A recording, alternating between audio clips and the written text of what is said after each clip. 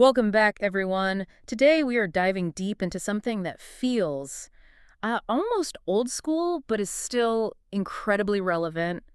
The press release, those official announcements for launches, partnerships, big milestones. Yeah, they're absolutely still the cornerstone for official comms, establishing credibility, getting the stories straight, crucial stuff. Totally. And this is the big but, right? If your strategy just stops after you hit send on the wire service, well, you're missing a huge piece of the puzzle. Oh, absolutely. I'd say you're leaving, maybe 80% of your potential reach just sitting there. The game has changed so fundamentally. It's not just one channel anymore. Exactly. So that's our mission for this deep dive. How do you actually use social media to amplify that press release, to create this massive multiplier effect? Yeah, multiplier effect is a good way to put it. We want to unpack how using these platforms strategically lets you kind of bypass the traditional media gatekeepers, talk directly to your audience, and really max out engagement and, importantly, get results you can actually measure. Let's get into it. Okay, so let's start with that big shift you mentioned. Think about the old way, right? Traditional distribution. Your message basically hit a wall. It was limited by, say, a newspaper circulation or magazine subscribers. And you were totally dependent on a journalist deciding if your news was even newsworthy that day. Exactly. You had to hope they'd pick it up. Now, social platforms give you that direct pipeline. It just blows those old boundaries away. You don't need to wait for permission anymore. You essentially are the publisher. Right. But that creates its own problem, doesn't it? If everyone is a publisher, how do you actually get heard above all the noise? That's where that multiplier effect comes in, I think. Precisely. It's the combination. You have the formal credibility of the traditional release, plus this dynamic social strategy, that synergy. It turns a flat announcement into something living, something that pushes itself out there. And this is where the mechanics get kind of fascinating, the visibility part. Someone posts your news, maybe just a simple like or a comment. Yeah, even a like. That simple action signals to the algorithms, hey, this is interesting, and bam, it starts showing up in more feeds. Exactly. It reduces the friction. Traditional media, lots of friction. Social media, it has momentum built in. But the real power, the engine of that multiplier, is the share. The share. Every single time someone shares that release, whether it's, on LinkedIn for their professional network or just on their personal Facebook. They're basically introducing your news to a whole new circle, people you wouldn't have reached otherwise, potential customers, investors, even other media contacts maybe. Exactly. Contacts you didn't even know existed or were relevant. We've seen cases where one really well-crafted post can generate more impressions in 24 hours than weeks of old-school outreach. Okay, wait. Powerful, yes. But is it quality reach? If my boss only cares about actual leads or sales, how do I make sure that ripple effect isn't just, expensive noise? That's a really critical point, and the answer lies in the conversation. Noise is just broadcasting one way. Quality engagement. That's a two-way street. When people start commenting, asking questions, tagging their colleagues, debating points, they're not just keeping the content alive longer. They're essentially self-qualifying. They're raising their hand saying, I'm interested.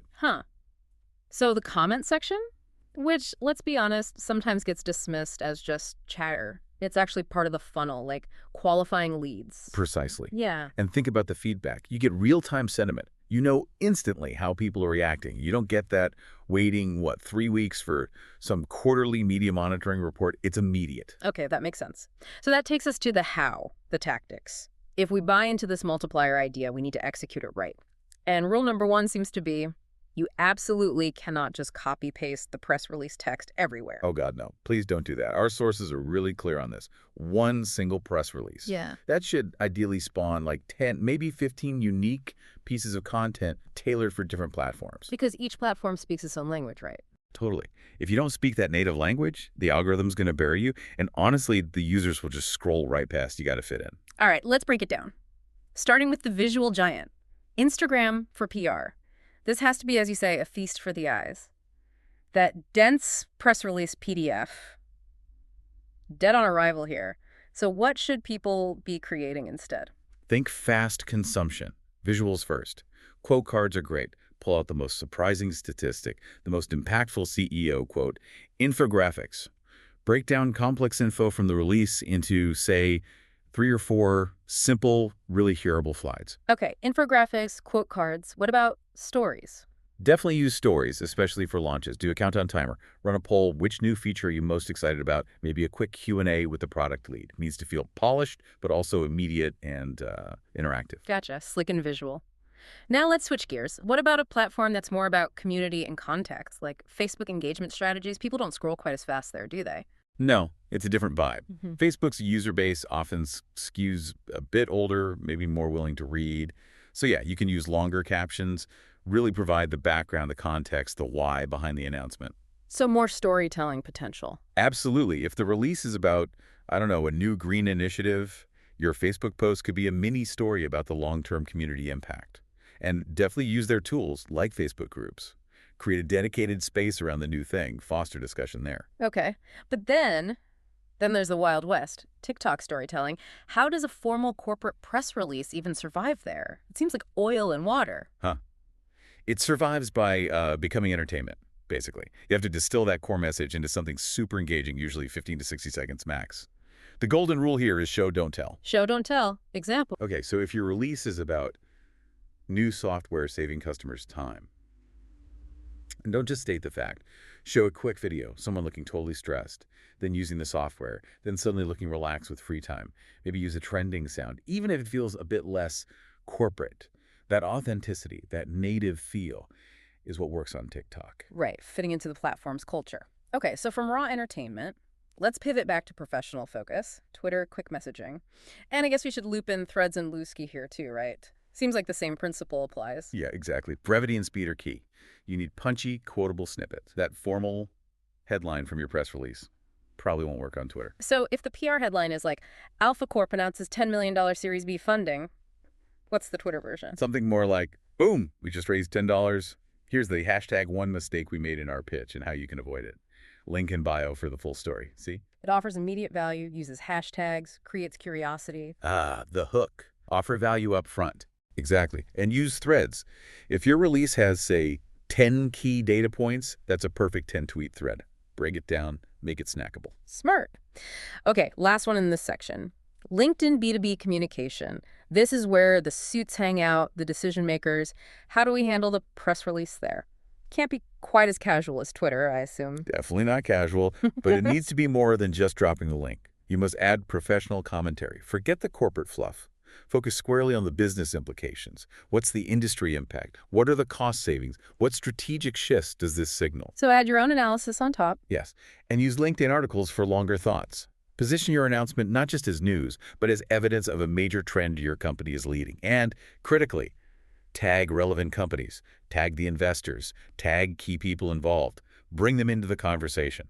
Okay, so we've tailored the content for each platform, but how do people actually find it, especially beyond their immediate network? This brings us to SEO, right? Absolutely. Your press release, even the original one you might put on a wire service or your own newsroom, needs to do double duty. It has to be an SEO press release. That means thinking about keyword optimization right from the start. Which immediately creates that dual headline challenge you mentioned earlier. You need one headline, or maybe variations, that search engines like Google will recognize because it has the right keywords.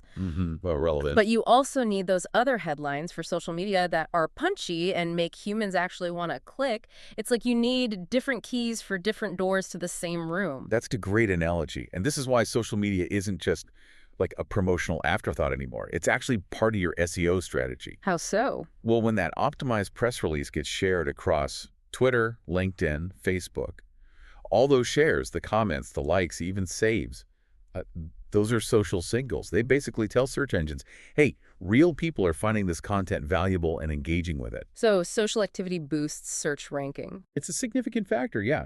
It signals trust and relevance. It creates more entry points for people to discover your news through search. Okay, makes sense. And you mentioned amplifying this, things like using keywords and captions and hashtags, alt text on images. Right, basic SEO hygiene applied to social. And crucially, using those trackable URLs. We talked about UTM parameters. Or yes, the tracking tags. Yeah. Because otherwise, how do you know if traffic came from, say, the Facebook post versus the LinkedIn article? It all just looks like direct or social in Google Analytics, which isn't very helpful. Exactly. UTMs are like little digital fingerprints on each link. If someone clicks a link with a specific UTM code, you know precisely which post on which platform drove that visit to your website. Without that fingerprint, you're just guessing which channels are actually working. That level of detail is essential for proving ROI, I bet. Okay, beyond the technical SEO side, there's the trust element. Our sources talk a lot about influencer collaboration PR. Yeah, this is interesting. The idea is that getting an influencer, especially the right kind of influencer, to talk about your announcement, it transforms it. It goes from being a corporate statement, which people might be skeptical of, to being more like a trusted recommendation from someone they follow. Precisely.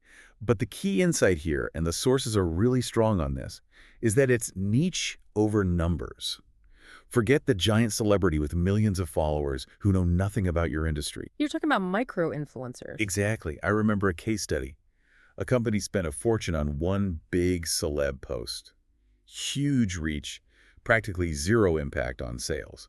Then they shifted strategy, worked with 5 smaller bloggers who were deep in that specific industry niche. Engagement went through the roof, like 300% higher. Our sources actually cite data showing that a micro-influencer with, say, just 5,000 really engaged followers can often deliver 3 times higher engagement rates than a mega-influencer with millions of disconnected ones. Wow. Because their audience actually trusts their opinion on that specific topic. All about that authentic connection, which, okay, leads to maybe the trickiest part. Authentic conversations. Brands love talking about authenticity, but how do you genuinely have an authentic conversation when you might get hundreds, even thousands of comments? Isn't it just glorified customer service pretending to be PR? It could be, yeah. But the smart way to do it, I think, is to actually be conversational. Don't use robotic, scripted replies. Use natural language. Ask follow-up questions. Well, if you even acknowledge criticism constructively, right? Publicly. Exactly. That little bit of effort to respond like a human, not a corporate bot, it really humanizes the brand. It shifts the perception from some faceless company to like a responsive partner you can actually talk to. Okay, so we've tailored the content. We've thought about SEO and trust. Now, maybe the most crucial part. How do we actually know if any of this is working? We need to prove it, right? Move beyond just hoping it works. Yes, the data. We need concrete data to turn this from guesswork into a real strategy. So, what are the absolute essential PR performance metrics? The KPIs our listeners must track to see if this social amplification is paying off. Right, and the focus has to be on metrics that show actual behavior, not just vanity numbers. Yeah. So first, engagement rates. That's likes, shares, comments, but also saves. Saves are a huge indicator that someone found the content valuable enough to reference later. Okay, engagement, including saves. What else? Second, referral traffic. Tracked using those UTM parameters we just discussed. Which specific social posts are actually driving people back to your website or landing page? And that tells you which platforms are performing. Exactly. High traffic from LinkedIn, but maybe low conversions on the landing page. That tells you something specific. Maybe the message is reaching the right people, but the landing page pitch isn't quite right for a B2B audience. Got it. Metric 3. Third, click-through rates, or CTR. That's the percentage of people who saw your post impressions and actually clicked the link. If you have tons of impressions but a really low CTR, your headline or your visual probably isn't compelling enough, needs fixing fast. Makes sense. Measure the hook's effectiveness. Fourth, you do still need to look at reach and impressions. That's your overall visibility, the scale of your potential audience. Okay, and finally? And finally, number 5, conversion metrics. This is the bottom line for many. How many of those visitors from social actually did the thing you wanted them to do? Download the white paper, sign up for the demo, make a purchase. You have to connect social activity to tangible business outcomes. So it's not just about counting likes. It's about using all these numbers together to build a picture and then adjusting. Yeah. That's a feedback loop, right? That is exactly the feedback loop. You use the analytics, Google Analytics, the native tools within platforms like Facebook or LinkedIn. You spot the patterns. Instagram carousels get 50% more clicks than single images. Or posting on Twitter at 7 p.m. Tuesday gives us the best engagement. So you find what works. And you replicate it. You stop just, throwing content out there hoping something sticks, and you start building on proven winning formulas for every single announcement. It becomes systematic. It really does shift PR, doesn't it? From just being a broadcast, here's our news, to being this ongoing dynamic dialogue. Completely. You're gauging sentiment in real time. You can see if a message isn't landing well and actually tweak it within hours, not weeks. That ability to respond immediately. It's the key. It turns people who might have just passively read your news into active participants. They feel heard. They engage more deeply. You're not just telling them something, you're inviting them into a conversation about your news. That's modern PR. Hashtag tag outro. Wow. Okay. That was definitely a deep dive into making press releases work much harder in today's world. Let's try and summarize the core idea.